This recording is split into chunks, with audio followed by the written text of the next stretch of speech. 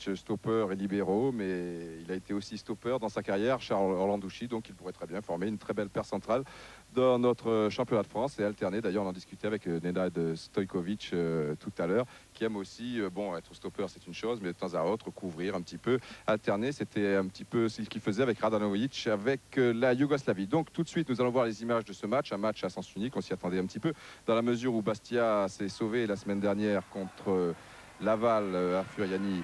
On le sait, et tout de suite, une bonne occasion avec Dominique Bijota, une belle feinte de frappe et finalement un tir du pied gauche. Il n'est pas son bon pied.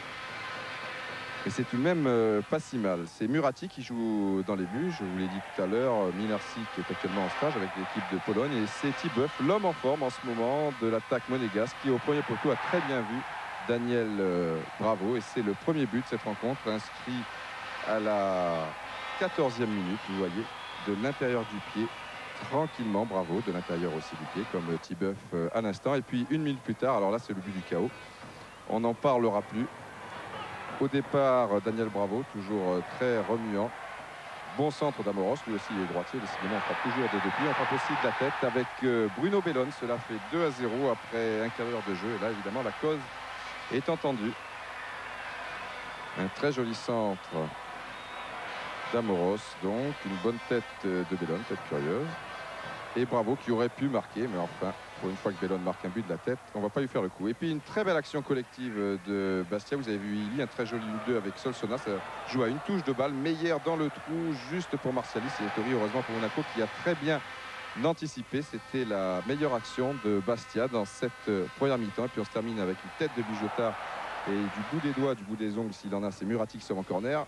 Encore un superbe réflexe de Murati, car sur le coup franc de Bellone, le ballon avait été dévié par le mur. Et puis on va terminer encore avec la transversale sur ce centre de Bijota. Et bien c'est une belle tête plongeante de Tibeuf. Et finalement un tir raté d'un attaquant de Monaco. Cela fait donc 2-0 à la mi-temps, alors qu'on vous tient au courant des autres résultats de cette soirée. Strasbourg-Auxerre, c'était important par exemple pour Monaco, si Monaco était accroché sur son terrain. Cela n'est pas le cas. Stojkovic ici, voilà, qui vient s'excuser devant Murati, qui monte très souvent sur les corners. Un spécialiste du jeu de tête, tout comme Daniel Bravo un peu plus tard sur ce corner de Bruno Bellone que vous avez suivi, puisque le multifoot venait de commencer.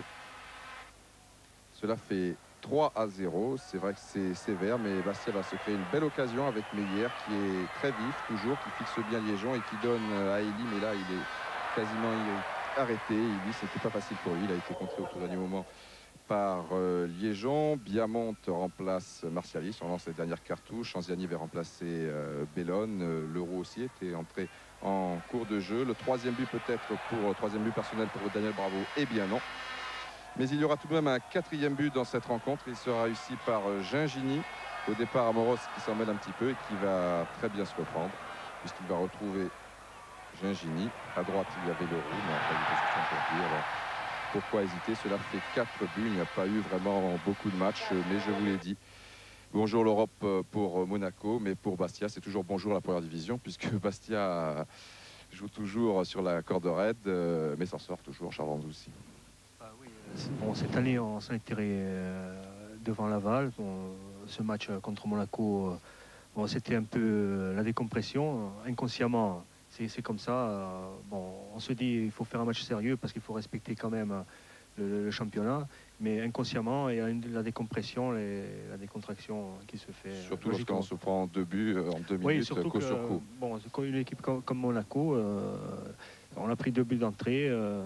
Je pense que c'est le résultat logique. On ne pouvait pas faire mieux. Alors Bastia avait pourtant réalisé un superbe début de parcours. Et puis dans la deuxième partie, ça n'a vraiment pas été cela. Comment on peut expliquer un tel décalage? Je pense que bon, la première partie, on était plein de jus, comme on dit. Bon, on avait l'enthousiasme avec nous parce qu'il fallait absolument gagner ces matchs. On savait très bien la faiblesse de l'équipe. Bon. Et la deuxième partie, on a pêché par un excès de confiance qui s'est soldé par des difficultés à s'en sortir et on l'a fait tout juste.